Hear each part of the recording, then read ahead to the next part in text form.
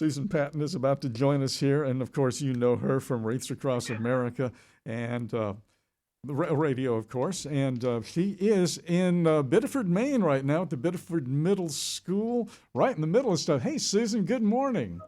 It's great to hear you guys. Good morning. Yes, we just arrived at the Biddeford Middle School, and the band is playing in the other room. I decided to step out of the auditorium where they're going to do the ceremony so that you could actually hear me.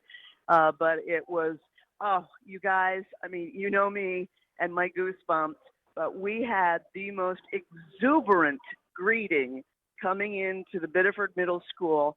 Both sides of the road coming into the school lined with children as far as you could see, waving their American flags, holding up signs for the veterans and saying thank you and we love you.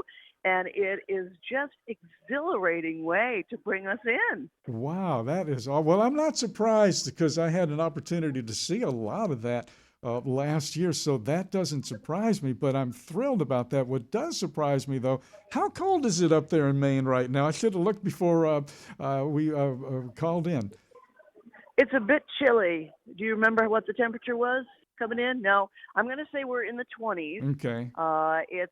That's a bit warmer than it was when we started on Saturday when we made our trek to the West Quoddy Head Lighthouse and to the Calais Bridge for our heart ceremony. We were in single digits. The only blessing was there was no wind. Yeah. So we didn't deal with wind chills, but we are roughly in the 20s right now.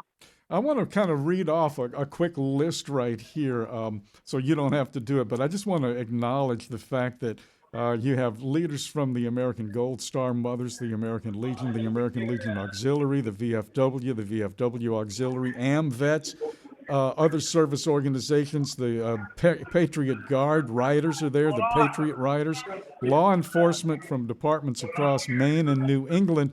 That's kind of where I want to dig into that. It was almost like a ballet, a roadside ballet, watching these guys coordinate the pickup and the drop-off of the convoy as you guys move through, because you move through not on the interstate so much, but you try to go through the towns, so you're on the two lanes, the smaller roads. They really do a remarkable job of smoothing out that roadway, don't they? It's exceptional, absolutely exceptional. Our law enforcement personnel are really extraordinary, and as you mentioned, Dave, we've got them from Maine, from New Hampshire, from the New England states as well, and we pick them up in each state that we go. The coordination and the logistics, most people don't really grasp what has to go into this. And of course, their primary objective is to keep us safe and to keep other motorists safe on the road as well. And they will go, you might have 5 members of the law enforcement team in one community, and when we're out on the highway, they will have sweeps, as they call them, where we are aware of them coming up at high rates of speed on our left-hand lane because they're trying to get past us to be able to go up to the next on-ramp to block that on-ramp, so that we have the highway to ourselves as we move forward. And, you really described it beautifully. It's a law enforcement ballet on wheels. It really is, and it's smooth. Not a glitch, not one glitch through the whole thing, which is pretty remarkable. But yeah, the sweeps, boy.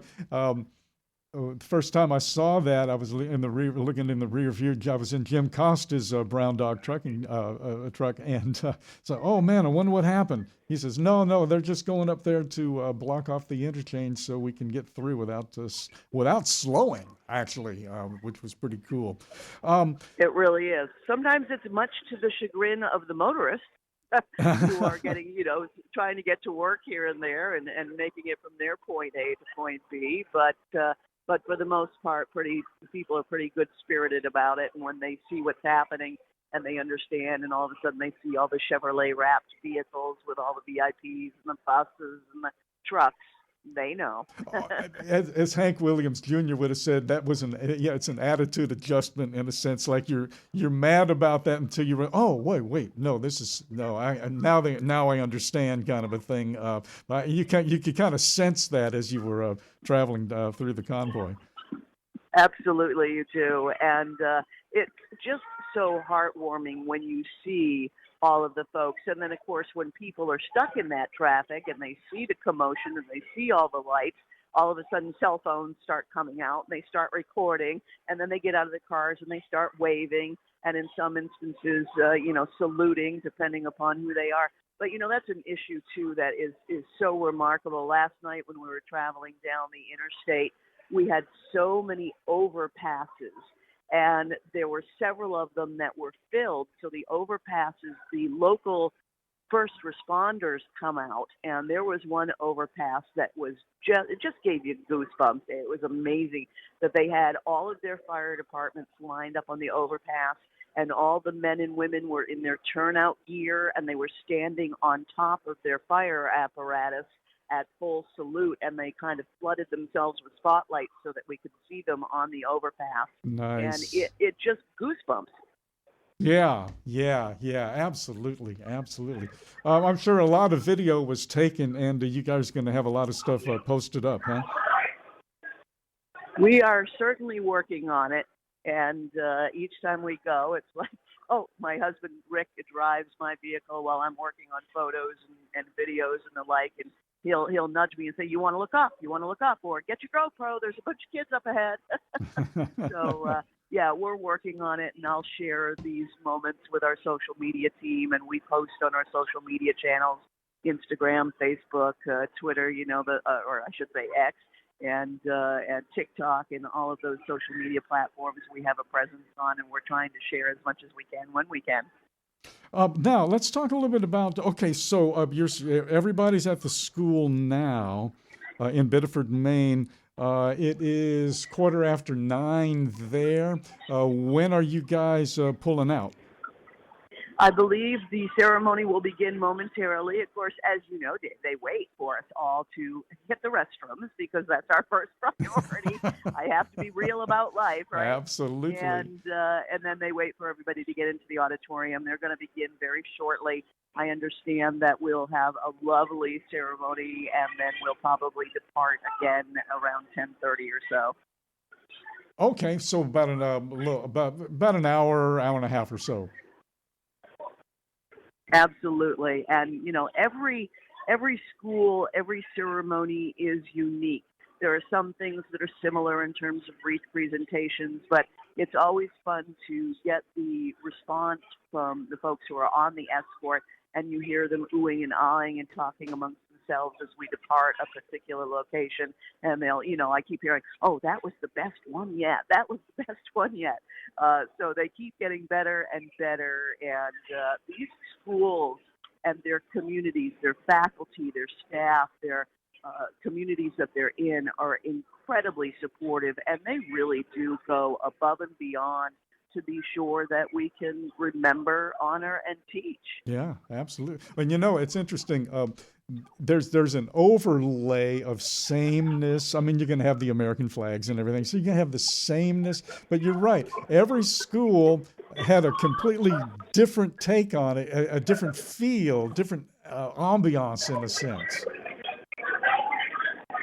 Truly is. Each according to their gifts and according to their student body and their faculty and staff, but it's remarkable. We have an advanced team. Actually, I probably should say a team of one, Dave Mott.